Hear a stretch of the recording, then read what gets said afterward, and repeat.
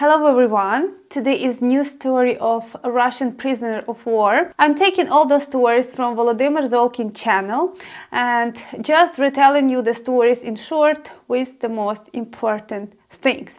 Okay, so today our guy, his name is Maxim. He is 32 years old and he was the part of mobilized guys who came to Ukraine to fight. He was working in some kind of job where he just was sitting behind the monitor. I'm not sure, he didn't really clarify what he was doing. The funny thing that this guy, he was also watching videos of prisoners of war from the same channel, and he saw what they're talking about. He was listening it a bit. So Russians, they have access to YouTube and they can see everything, because some people, they believe that they're just not aware what's happening, but they are fully aware, but they don't believe that this is true, and they are believing only on their Russian media. He was saying that in Russian media they was saying that there is already a lot of explosions in Russia, that Ukraine attacking Russia in many kind of like territories around the border. Also, NATO is gonna attack Russia just tomorrow, and there is already Ukraine full of NATO soldiers, and they are also staying around Russian borders. So that is how they try to motivate their soldiers, and this is what this guy was believing. Even he was watching another videos of other captured soldiers where they were saying this is all not true. He still was believing to the things which he hear from Russian TV. At least this is what he said. So he didn't focus so much how exactly did they mobilize him, how did it happen, but what he said, that they bring them to one city, Belgorod, which is somehow around Ukrainian border. Then from this city they put them into buses and they send them to Saratov, I guess. There he said they was driving something like almost 24 hours, so it was very long trip. Then once they arrive, they sit 3 days on that military base, and they supposed to have training, but training didn't happen. And after 3 days, they sent them back to this Belgorod, where it was actually again another something like 24 hours drive.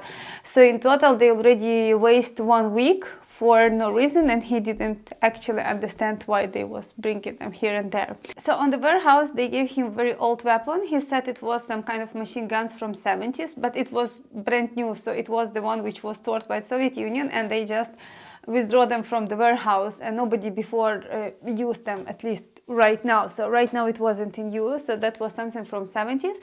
And also they bring him armored vest, which was very old. I'm not sure what the difference between them, but he said by himself he saw that it is super old, very stupid, and he make them hustle. And later already in Ukraine or somewhere on the way, they exchange him a weapon. They bring him new machine gun somehow, and he said they bring him brand new armored vest, which he said it was super heavy.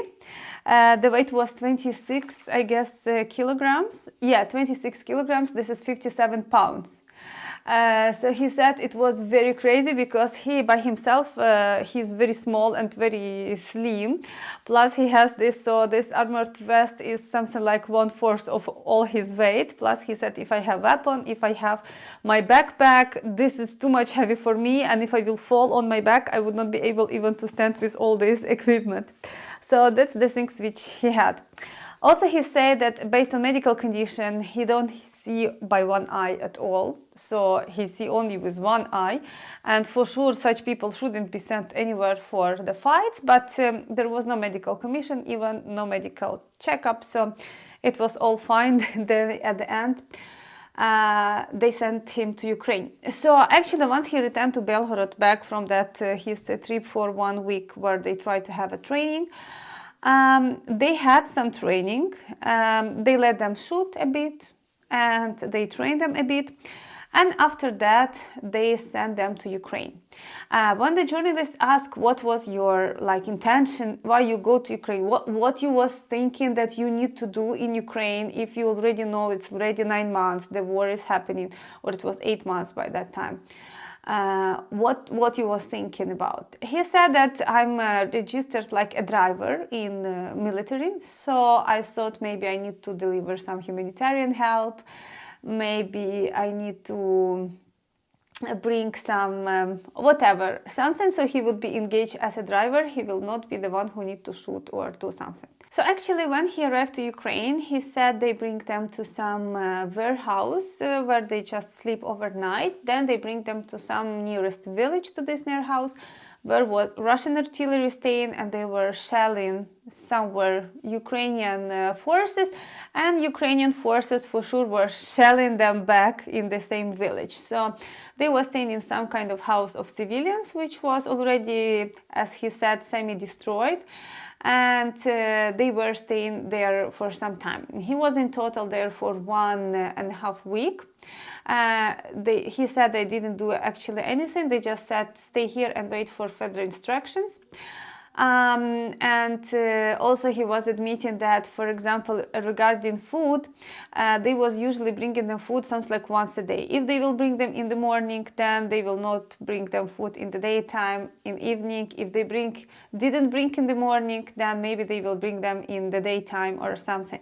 So their soldiers are not really fully having even and this is many soldiers are talking, that they don't have water, they don't have food, they're going to local shops and they are buying or taking it, I don't know, whatever. They always claim that they are buying, but yeah, because they have nothing to eat. And actually, once they bring him to this village, he stayed there 1.5 weeks in total. Then he said come some kind of officers, which were also very young guys, something like 22 years old, and they said, okay, we need to put you all in checkpoints, so you will be all staying on checkpoints, you will not do anything. This is always, I don't know why they align actually to their soldiers all the time that you will not do anything. It's all just humanitarian reasons. And then through these people in front line, tell them from the beginning you will be in front line, so at least they can morally prepare themselves somehow, I don't know. Anyway, so he said first they take one part of their guys. They was in total something like 45 people staying together. First they take something like 15 people and they send them to this kind of checkpoints as per what they was claiming.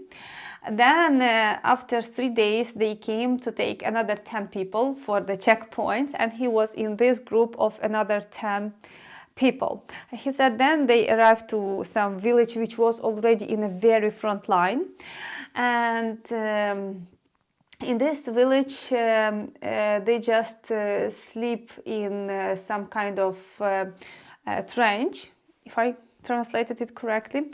And then they just start distributing them between some kind of points, positions, and so on. So for him and his, I guess there was something like 5 guys in total, they bring them to one house of civilians, which was already partially destroyed, and there were no people on that time living in this village. And they said, okay, you need to stay here, you need to organize somehow your this dugout, so if there will be any kind of shelling, you can go hide there.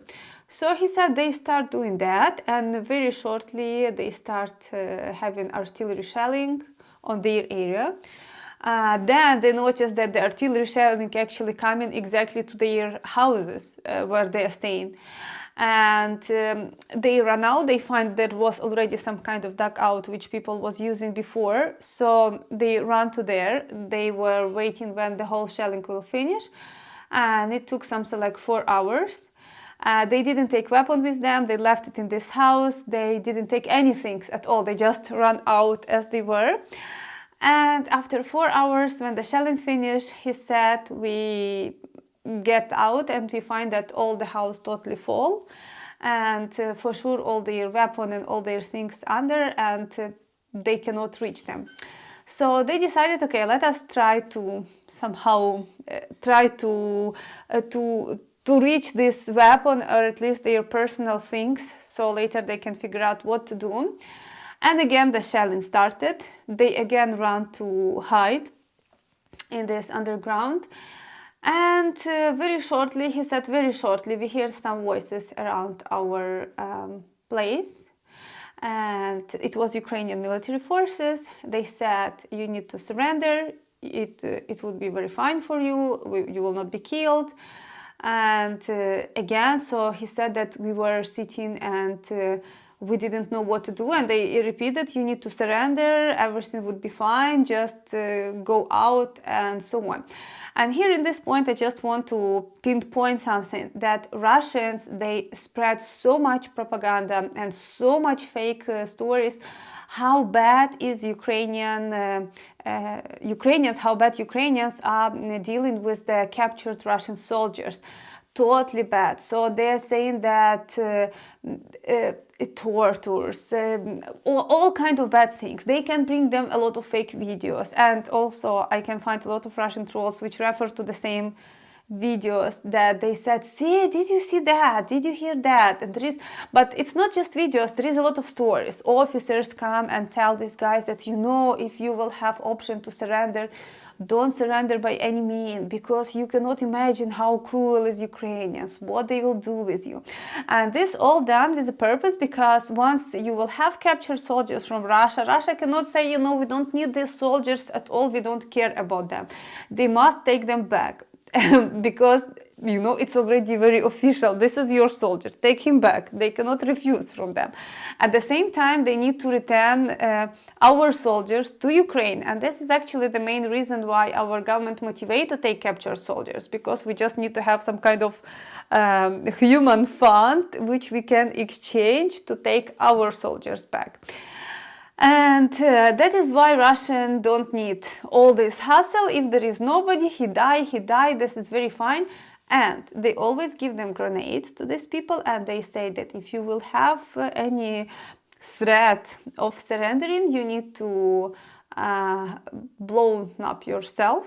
Yeah, kill yourself, but you don't need to surrender by any means, because it's better for you, actually, you know. And once these guys were sitting in this underground and they hear Ukrainians talking that you need to surrender, he said one guy had grenade and he thought really to kill all of them. And he said, this guy, this Maxim, he said, I'm having 2 kids. I'm married. I don't want to die right now. You know, what could be worse? I'm not ready right now to finish my life. Another guy, he also said he has family and kids, so he's also not ready to die. And somehow they decide, okay, it's fine. They get out, and Ukrainian soldiers capture them and bring them to this kind of camp. That is actually his story, how he got captured.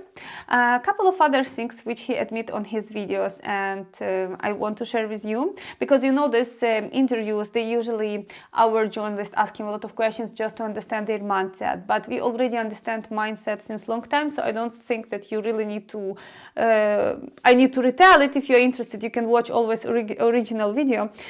But the journalists were asking him why you have some people who is doing a lot of bad things, why some soldiers doing this and that. And this guy, he said, I don't know, but my idea is that all the guys which they bring in to fight, somebody going to fight with his own wish, somebody get captured, mobilized, and this mobilized guy, they're from all kind of types of society.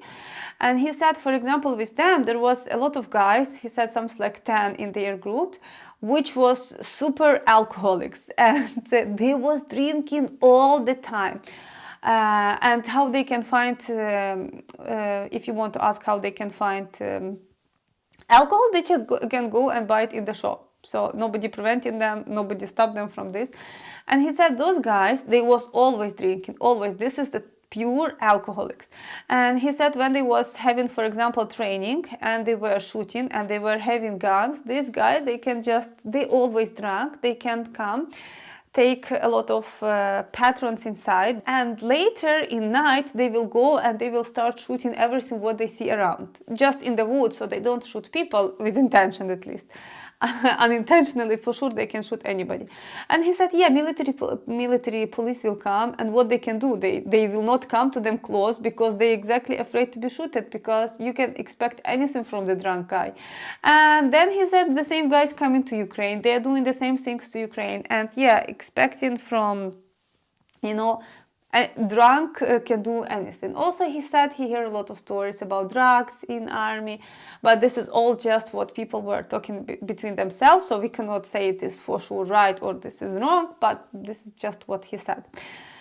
So yeah, that generally was the story of Maxim. He seems somehow very normal guy. He know how to talk. He understands a lot of things. Now he said he realized much more. But anyway, once they call to his wife and they asking what's your opinion about all these things which is happening, they keep saying that we are not interested in politics. And I don't know why people consider that this is just a politics. If you have your husband, he was going to be killed at all, and you would sit totally alone and you still consider that this is politics and I'm not interested in that. I don't know really when you need to be interested in politics then. Okay guys, so I hope you like this video. If you want to hear more stories, please subscribe to my channel, follow the playlist and watch new videos. Bye bye!